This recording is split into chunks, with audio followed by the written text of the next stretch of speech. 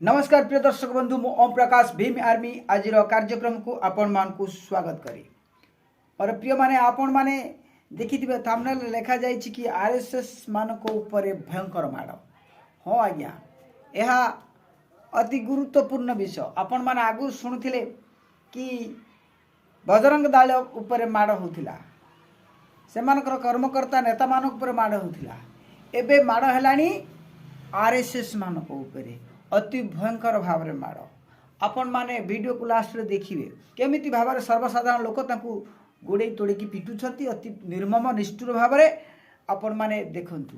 ये देखिए, ये आरएसएस प्रचारक के पिटाई के वक्त का वीडियो बताया गया कि बाइक से कट मारने पर शुरू हुआ विवाद और उसके बाद उनकी पिटाई हो गई और उसके बाद हालात लगातार बिगड़ते चले गए। ये देखते चलिए तस्वीर में।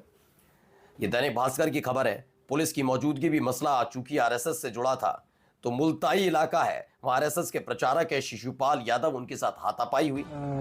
मुल्ताई में फौरा चौक के पास लगभग कुछ असामाजिक तत्वों ने जिला प्रचारक जी पे जानलेवा हमला किया। इस कारण से पूरा एक माहौल शहर का अलग मला। तो